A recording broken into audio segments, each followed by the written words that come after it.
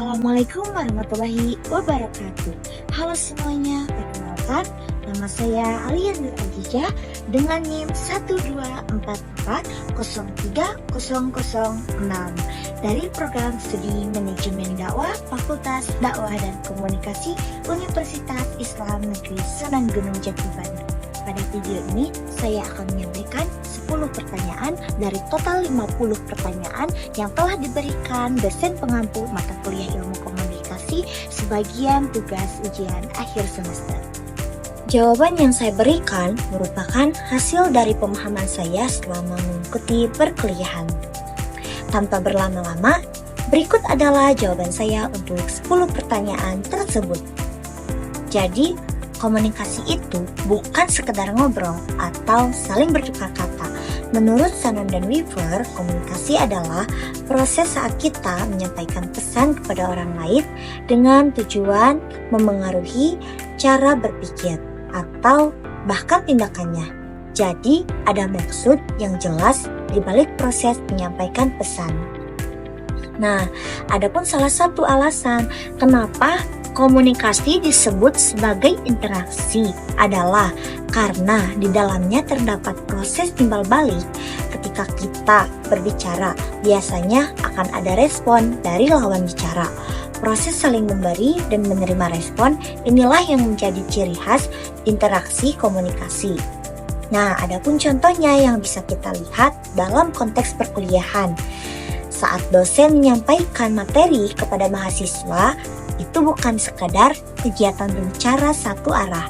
Di situ terjadi komunikasi edukatif, yaitu proses menyampaikan ilmu dan pengetahuan dari dosen kepada mahasiswa dengan harapan mahasiswa dapat memahami dan bisa mengembangkan pemikirannya.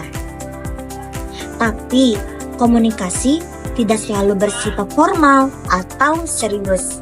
Ambil contoh stand up comedy. Nah, ini juga termasuk bentuk komunikasi tapi dengan tujuan yang berbeda. Komika yang menyampaikan pesan lewat cerita itu nada, khas, dan gaya berbicara. Namun, tidak semua perilaku bisa langsung disebut sebagai komunikasi. Sebuah perilaku baru bisa disebut berkomunikasi, dimaknai oleh orang lain atau jika kita memang sengaja melakukannya untuk menyampaikan sesuatu. Misalnya, mengangkat tangan untuk bertanya itu adalah perilaku yang punya maksud berkomunikasi. Nah, dalam praktiknya, komunikasi juga bisa mengalami gangguan. Salah satunya adalah gangguan teknis seperti penggangguan bahasa atau istilah tidak dimengerti oleh lawan bicara. Misalnya, kita menggunakan istilah asing dalam diskusi tanpa menjelaskannya terlebih dahulu. Nah, hal ini bisa menghambat pemahaman komunikasi juga. Nah, komunikasi juga punya berbagai fungsi.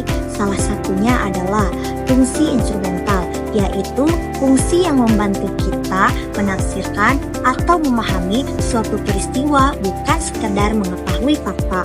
Lewat komunikasi, kita bisa memahami makna yang lebih dalam dari sebuah kejadian. Untuk menjadi komunikator yang baik dan efektif, kita perlu mulai dari mengenali diri kita sendiri. Kita juga harus memiliki kredibilitas, kekuasaan, kekuatan, pengaruh, dan kalau bisa memiliki modal atau sumber daya yang mendukung semua itu.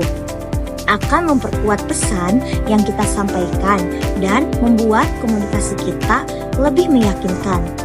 Dan yang terakhir, salah satu kemampuan utama yang membedakan manusia dengan hewan dengan makhluk lain adalah kemampuan berbahasa. Kemampuan ini lahir dari perkembangan otak manusia yang jatuh lebih kompleks dibandingkan hewan. Nah, bahasa memungkinkan kita menyampaikan ide, perasaan, dan gagasan dengan cara yang sangat kaya dan bermakna. Saya menyadari bahwa masih banyak kesalahan dan kekurangan dalam penyampaian maupun isi jawaban. Oleh karena itu, saya sangat terbuka terhadap kritik dan saran untuk perbaikan ke depannya. Terima kasih kepada dosen pengampu atas kesempatan dan bimbingannya selama 1 semester ini. Semoga apa yang saya sampaikan bisa dapat dipahami dan memberikan gambaran tentang pemahaman saya apa yang telah dipelajari. Wassalamualaikum warahmatullahi wabarakatuh. Salam sejahtera, sampai jumpa.